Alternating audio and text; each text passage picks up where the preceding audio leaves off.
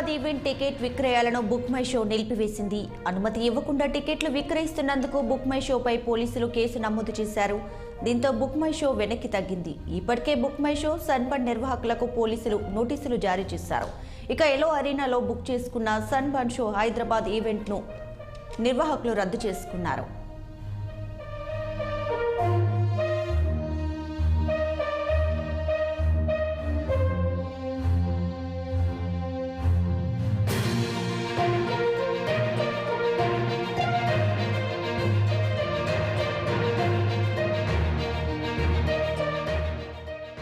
Sunburn లాంటి events లో drugs వాడుతున్నారని ఆరోపణల నేపథ్యంలో డిసెంబర్ 25న ఆదివారం సచివాలయంలో జరిగిన సమావేశంలో సన్బర్న్ లాంటి ఈవెంట్స్ పై కఠినంగా ఉండాలని సీఎం రేవంత్ రెడ్డి పోలీసులను ఆదేశించారు. నగరంలో సన్బర్న్ లాంటి ఇంటర్నేషనల్ పార్టీ ఈవెంట్స్ పై పోలీసులు ఫోకస్ పెట్టారు. ఈ క్రమంలో పోలీసు అధికారులు ఇంటర్నేషనల్ పార్టీ ఈవెంట్స్ నిర్వాహకులకు హెచ్చరికలు జారీ చేశారు.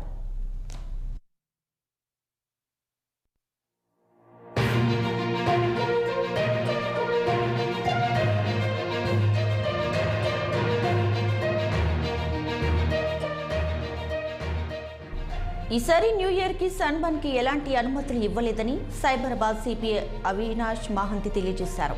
ఇప్పటి వరకు సన్బర్న్ ఈవెంట్ కోసం ఎలాంటి దరఖాస్తు రాలేదని చెప్పారు. అనుమతి తీసుకోకుండా ఆన్లైన్లో టికెట్లు అమ్ముతున్న వారిపై చర్యలు తీసుకుంటామని బుక్ మై షో ప్రతినిధులను పిలిచి హెచ్చరించినట్టు తెలియజేశారు.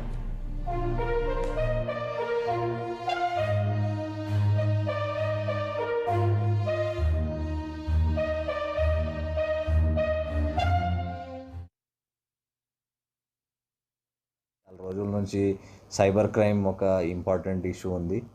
అది యాక్చువల్లీ మన క్రైమ్లో చూస్తే చాలా పెద్ద భాగంగా అదే ఒక టైం అండ్ ఎనర్జీ తీసుకుంటుంది. సో అది న్యాచురల్గా that will be a important priority.